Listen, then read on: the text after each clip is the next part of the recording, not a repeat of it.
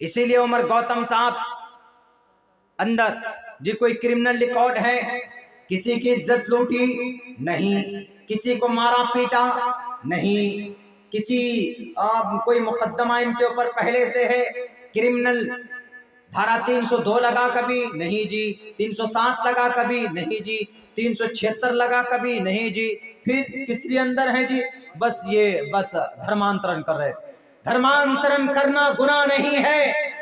अगर मैं यहूदी धर्म एक्सेप्ट करने जाऊं, अगर मैं अपनी मर्जी से क्रिश्चियनिटीज को अपनाने की कोशिश करूंगा तो मुझे कोई माए का लाल भारत के संविधान के तहत, मुझे कोई एबीवीपी का चेला, मुझे कोई भी आरएसएस का गुलाम, आरएसएस की चाटुकार चापलूसी करने वाला अब्दुल्ला सालिम को अपना धर्म बदलने से नहीं रोक सकता। भारत के संविधान का आर्टिकल नंबर 25 हमें परमिशन देता है, freedom of conscience and free profession and practice and propagation of the religion. हम अपने मन से किसी भी धर्म को कबूल कर सकते हैं, हम अपने मन से अपनी मर्जी से किसी भी धर्म के ताल्लुक अकीदा रख सकते हैं, हम अपनी मर्जी से किसी भी धर्म के मुताबिक अपनी इबादत कर सकते हैं, पूजा प्रार्थना कर सकते हैं, कोई रोक नहीं सकता। जब उमर गौतम साहब ने अपने धर्म की अच्छाई को लोगों के सामने रखा, खुद जब वो कन्वर होकर इस्लाम के अंदर आए, उनके कंधे पर आज तक किसी ने तीर और तलवार नहीं रखे है। तो प्रूफ पेश करो।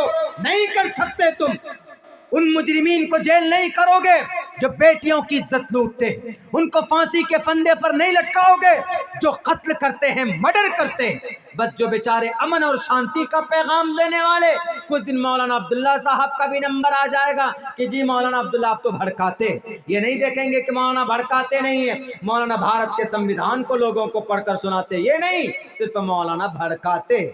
हमारे भड़काने से कौन भड़क गया जी? कोई भी नहीं, वो तो आपके भड़काने से भड़कते। जैसे त्रिपुरा में भड़काकर 10,000 कार सेवक ने मिलकर पूरी बस्तियां जला दी, पूरी की पूरी बस्तियां। कहीं से हमारी इस कौम के अंदर से आवाज उठी? नहीं उठी, बस खामोश बैठे। ये तो हम जानते हैं कि पापिष्ठास्ते परशांति यमरूपम भयंकरम, उनको ईश्वर कभी भी पुण्य नहीं देगा, ईश्वर कभी भी उनको माफ नहीं करेगा। वो जगतपति असिनास दूदमन, मोहम्मद जगत के पति थे, वो दमन करने वाले थे, जालिमों को कैफर किरदार तक पहुंचाने वाले थे, किसी भी इंसान का एक खतरा खून तक नहीं बहाया था। हम उस नबी को मानते हुए हमारे सब्र का इम्तिहान लिया जा रहा, और हम कौम ऐसे हैं कि इसको मसलहत समझकर चुपचाप बैठे हैं। अजी वो तो त्रिपुरा के मुसलमानों के साथ हुआ ना, गुजरात के मुसलमानों के साथ हुआ ना, मेरठ के मुसलमानों के साथ हुआ ना, तबरेज अंसारी को नहीं मारा गया। हमारे घर में कुछ नहीं हुआ, हमारे घर में जिस दिन होगा उस दिन देख लेंगे। मेरे भाइयों, अल्लाह के नबी ने क्या कहा? अल्लाह के नबी ने कहा कि अल मुस्लिमु का जसदिन वाहिदिन, आप एक जिस्म के मानिंद है। जिस्म के किसी हिस्से में अगर कट लग जाए या कोई दिक्कत हो, अगर इस हाथ में तकलीफ हो तो दूसरा हाथ आपका उठकर इसको पकड़कर पट्टी करता है, इसको उठाता है, इसको बिठाता है। यही मिसाल होनी चाहिए एक मुसलमान कौम की। अगर त्रिपुरा के मुसलमानों के साथ जुल्म ज़्यादती है, हमें आवाज़ बुलंद करनी चाहिए। हमें हम एक एक प्रखंड के वीडियो को, एक एक डिस्ट्रिक्ट के डीएम को, आपके पूर्णिया तो कमिश्नरी है, बल्कि यहाँ पर हमें प्रोटेस्ट करना चाहिए, मेमोरेंडम देना चाहिए, केस फाइल करना चाहिए। एफआईआर करने में क्या जाता है, कुछ पैसे खर्च होते हैं, करना चाहिए और मीडिया के जरिए से अपनी आवाज़ बुलंद करनी चाहिए। लेकिन नहीं करेंगे, हमें नमाज पढ़ने की फुर्सत है नहीं, हमें तो जनाब गिरोबंदी करने से फुर्सत नहीं है। अजी कौन करेंगे? सुन्नी मुसलमान करेंगे कि या फला मुसलमान करेंगे, फला मुसलमान करेंगे, टोपी वाला मुसलमान करेगा कि गैर टोपी वाला मुसलमान करेगा? हम तो सिर्फ ये देखते हैं कि नहीं जनाब, नमाज में आप हाथ कहाँ बांधते हैं, आप नमाज के बाद दुआ करते हैं कि नहीं करते हैं। उसके बाद ये देखेंगे कि तुम मोहम्मद पे दरूद भेजते हो कि नहीं भेजते हो। उसके बाद हम ये देखते हैं कि नहीं जनाब, अच्छा वो आप नमाज में अज़ाब इक़ामत में कितने कलिमात कहते हैं। अभी कभी बात आ जाती नहीं जनाब तलाक तो ऐसी है आपके यहाँ। मेरे भाइयों, ये सारे मसाइल अकाइद, ये इख्तिलाफी मसाइल हैं हमारी और आपकी। इसमें कोई हाथ या इसमें डिसीजन लेने का अधिकार नहीं। हमें अगर कोई इंतशार हो, किसी को डाउट हो किसी मसले में, तो कुरान को उठाए, अहादीस को उठाए, हजरत उलमा किराम के पास पहुँचे। आपको तशर्रफ़ी जिसमें मिल जाए आप उस पर अमल कीजिए। लेकिन यहाँ पर होता ऐसा है कि स्टेज के जरिए से इस कौम को अलग कर दिया जाता है। तुम फला मुसलमान, तुम फला मुसलमान, तुम फला फला मुसलमान करते रहो। यहूदी एक प्लेटफॉर्म पर है, खुदा उनका अलग अलग है। खुदा मतलब यहूदी हजरत उज़ैर को अल्लाह का बेटा भी मानते हैं, हालांकि उनके यहाँ खुदा के अंदर शिरकत है, लेकिन वो यूनिटी बनाए हुए। बताए मुझे कि यहूदी की कलीसा अलग अलग होता है, यहूदियों का, क्रिश्चियनिटीज का, उनके चर्च अलग होते हैं, उनके कलीसा अलग होते हैं। क्रिश्चियनिटीज के अंदर 3 तबका है, कैथोलिक, ऑर्थोडॉक्स, सुल्तानिया। मगर जब बात आती है उनके मजहब की, पूरी मिल्लत की, वो ये तीनों एक हो जाते हैं, एक हो जाते हैं। यहूदियों के अंदर तो कोई फिरका है ही नहीं। बताओ जरा, आरएसएस भारत के अंदर 1925 में रजिस्टर्ड हुई, 1919 में जमीयत उलमा हिंद रजिस्टर्ड हुई। बताओ, जमीयत उलमा तो 2 प्लेटफॉर्म पर है, काम कर रही है अपने हिसाब से। लेकिन जमीयत उलमा के बाद वजूद में आई आरएसएस, राष्ट्रीय स्वयं सेवक संघ, जिसके प्रमुख अभी मोहन भगवत जी, अब से 4 साल पहले हमारी मुलाकात उनसे हुई थी। अब बताओ, आरएसएस 53,000 यानी 53,000 उसके ब्रांचेस हैं, 10.5 करोड़ उनके वर्कर हैं, रजिस्ट्री मेंबर हैं। आज उस आरएसएस का कोई 2 फील्ड है? नहीं है। उस आरएसएस का एक ही प्रमुख होता है, उस आरएसएस का एक ही लक्ष्य है, भारत की धरती से कलमा पढ़ने वालों को मिटाना, मदरसों को खत्म करना, मस्जिदों को शहीद करना, दोबारा से इस मुल्क में, इस जमीन के ऊपर जो हमारे पूर्वज थे, हमारे बाप दादा थे, उनके मुताबिक इस दुनिया के अंदर अपनी मर्जी के मुताबिक मनुस्मृति को नाफिज करना। मेरे भाइयों, हमें पैगाम लेने की जरूरत है उन लोगों से।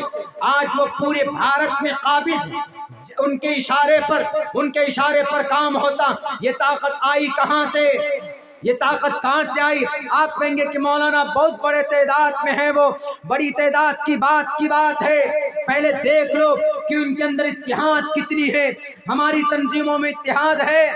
नहीं। हमारे तो मदरसे बट जाते, हमारी तो मस्जिदें बटी हुई है जनाब, हमारे तो तंजीमें बटी हुई है। अलग अलग तंजीमें बना लेते हैं, अलग अलग मदरसे बना लेते हैं। एक तंजीम का सदर वो बनता है, दूसरे कहते हैं कि हम भी I want to be a president of this tanzim, of this organization, and so we will be divided into 2 parts, into various different parts of the world। दुनिया के अंदर अलग अलग जमातों के अंदर बट जाते हैं। बताओ, आरएसएस की कोई दूसरी तंजीम है? नहीं है। वहदानियत है उनके अंदर, और जहां पर इत्तिहाद होता है वहां ताकत होती है। जहां पर इत्तिफाक होते हैं लोग, वहां ताकत होती है। ये है, अगर किसी को ऐसे मारो तो आपकी उंगली टूट जाए, 2 उंगली से मारो तो उंगली टूट सकती, 3 से मारो तो उंगली टूट सकती, ऐसे करके घोसा बना लो, किसी की खोपड़ी में मारो तो खोपड़ी तोड़ सकते हैं। आज इस कौम की वही हालत है कि नहीं? एकदम अलग अलग नहीं। ये किनका प्रोटेस्ट चल रहा? ये तो सुन्नी मुसलमानों का प्रोटेस्ट चल रहा, ये तो फला मुसलमानों का प्रोटेस्ट चल रहा, ये तो फला मुसलमान का मदरसा है जी, ये तो फला मुसलमान की मस्जिद है। मेरे भाइयों, कुरान एक है, कलिमा एक है, अहादीस, प्रोफेट मोहम्मद आखिरी नबी, अना खातिमुन नबिय्यीन ला नबिय्य बादी, I am the last prophet, there will be no prophet after me. Muhammad रसूलुल्लाह के बाद कोई नबी नहीं इस दुनिया के अंदर, नबी पाक अलैहिस्सलाम आखिरी। बिल्कुल साफ लफ्जों में कहा गया, या तो युवम भुवम देवः स्वयं शावतरने रतः, उनकी मदद के लिए आसमान से देवता भी उतरे। मोहम्मद रसूलुल्लाह की मदद के लिए आसमान से फरिश्ते आए कि नहीं आए जंग बद्र के मौके पर? और क्या प्रूफ चाहिए, क्या सबूत चाहिए? ये सब चीजें देखकर मुत्तहिद नहीं होंगे, अलग अलग बट जाएंगे। अगर आप अलग अलग बट जाते हो मेरे भाइयों, एक वाकया मैं आपको याद दिलाता हूं, याद कीजिए। चंगेज खान का नाम सुना? चंगेज आदमियों के खोपड़ियों से वो अपना सिंहासन बनाता था, ये कुर्सी बैठने का सिंहासन जिस पे बैठते, अपना तख्त इंसानों की खोपड़ी से बनाता था। जिस दिन वो, जैसे हज्जाज बिन यूसुफ जब तक वो कत्ल नहीं करता था तो उसकी भूख नहीं मिटती थी, ऐसे चंगेज उससे भी ज्यादा खतरनाक चंगेज मंगोल का था। ये मंगोल है कहाँ? ये मंगोल आपके चाइना और रशिया के उस पार में एक मंगोल मंगलविस्तान, वहां से आया था चंगेज। तो वो जब समरकंद को गया फतह करने के लिए, तो वहां उसके अंदर एक चीज ये थी कि वो सर्वे कराता था। पहले जासूस को भेज करके जाओ भारत के अंदर देखो कि भारत में वहाँ की ताकत कैसी, वहाँ की फौजी सिस्टम कैसे, ये ताकत देखकर, ताकि हम देख सकें कि हमला करने में हमको, वो सिर्फ बल से नहीं छल से भी काम करता था। तो उसने जब भेजा तो देखा वहां पे, अरे नामुमकिन है, सारे काल अल्लाह काल रसूल वाले हैं यहाँ पे, अल्लाह अकबर वाले हैं, कुल वल्लाहु अहद अल्लाहुस समद, ये तौहीद वैदानियत से इत्तिहाद निकला। सारे के सारे मुसलमान बैक जुबान देखे तो एक तरह का डिफरेंट नहीं है वहाँ पे। उन्होंने कहा कि हम इनके ऊपर काबिज नहीं हो सकते। तो बताएं, देखिए उसने कौन सा लॉजिक अपनाया है। उसने फौरन तहकीक करने के बाद वहां के जो प्रमुख थे समरकंद के, जो मुसलमान गिरोह के, उस फौज के जो वहां पर मुखिया थे, उनको लिखवा भेजा कि तुम्हारे शहर से बाहर मैं चंगेज खान पूरी दुनिया को फतह करने की हिम्मत और सकत फतह की करने की ताकत और क्षमता रखता, आधी दुनिया को कब्जा करके तुम्हारे बॉर्डर पर पहुंचाऊं। मैं तुम्हारे इस मुल्क में अपनी हुकूमत जमाना चाहता हूं। वहां के मुसलमानों ने कहा क्या आज तक किसी माँ ने वो बच्चा नहीं जना जो समरकंद को अपने कब्जे में ले ले। तो जब ये जवाब मिला तो जवाब से ही पता चल जाता है कि ताकत कितनी है इनके अंदर। तो चंगेज ने सोचा कि मैं इनको अपनी ताकत और अपने बाजुओं के जरिए से इन पर हुकूमत नहीं कर पाऊंगा। तो मेरे मुसलमान भाइयों, उसने तोड़ने की कोशिश की। उसने कहा कि समरकंद वालों, मैं कब्जा करके रहूंगा, चाहे तुम अमन के साथ मुझे अपना ये शहर हवाले कर दो या तुम हमारी तलवार का मुकाबला करो, लेकिन मैं जंग से पहले एक ऑफर करता हूं तुमको। वह ऑफर यह है कि मैं तुम्हारे समरकंद के तमाम लोगों को, पूरे समरकंदियों को, इस शहर, इस मुल्क, इस गांव के तमाम लोगों को मैं अमान देता हूं, यानी मैं लड़ाई नहीं करूंगा। जुबान दे दी अमन की, बस मैं सुकून के साथ जाऊंगा, तुम लोग अपना सब कुछ हमारे हवाले कर दो, तुम्हारे जो खर्चे खराजात होंगे हमारे जिम्मे होंगे। ये आवाज जब पहुंची समरकंद में तो वहां पर दो जमात हो गई। एक जमात उन लोगों की थी जिन्होंने कहा ये बहुत अच्छा ऑफर है, वो जंग किए बगैर हमारे साथ आ रहा है तो हमें उसके साथ कोऑपरेट करना चाहिए ताकि हमें जंग न करना पड़े। और दूसरी जमात उन लोगों की है कि ये चोर है, ये धोखेबाज है, ये एनआरसी कराकर, ये CAA कराकर लोगों को परेशान करेंगे। तो उनको कुछ लोगों ने कहा कि नहीं, ये धोखा, ये छल करने की कोशिश कर रहा है, हम उनसे मुकाबला करेंगे, उनको अपने मुल्क में घुसने नहीं देंगे। दो जमात हो गई।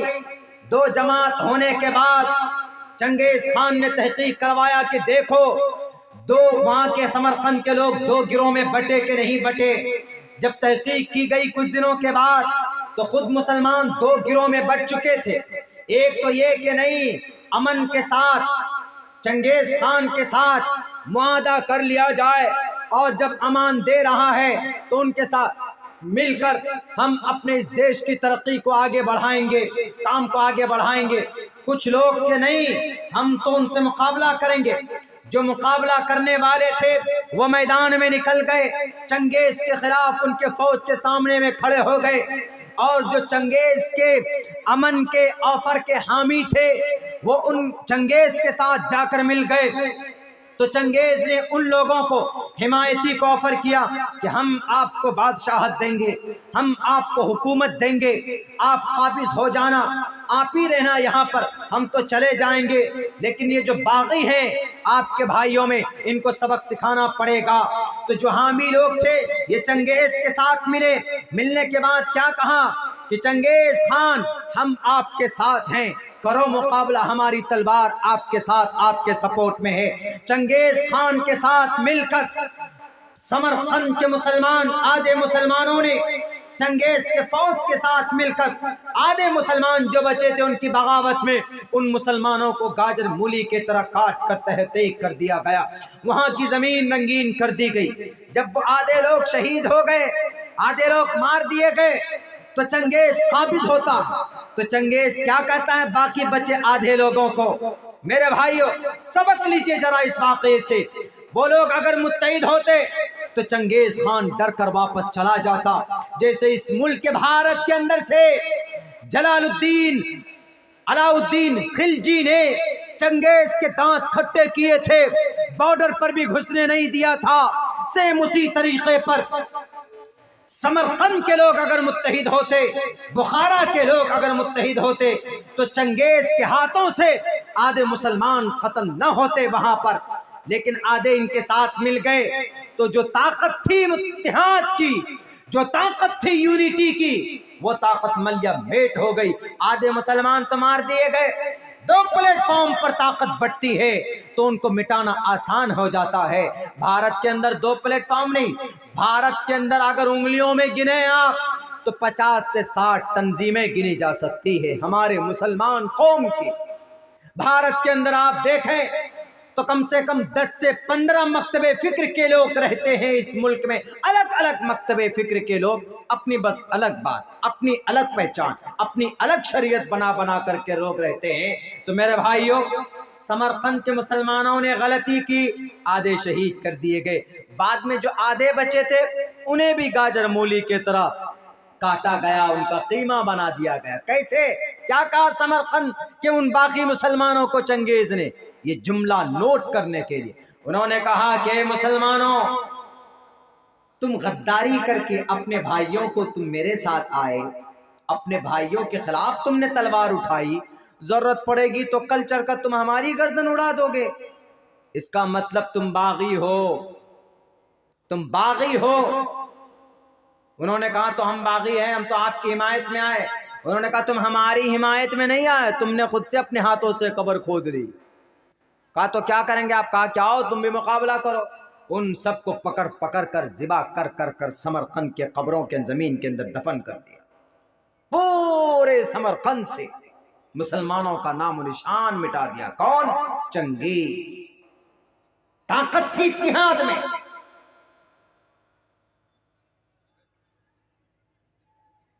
आज ये कौम लुट रही।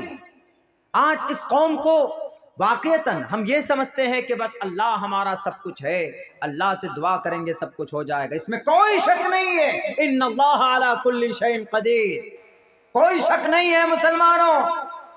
लेकिन सिर्फ ये सोचकर बैठ जाना, अपनी आवाज तक बुलंद न करना, बुज़दिल बन जाना,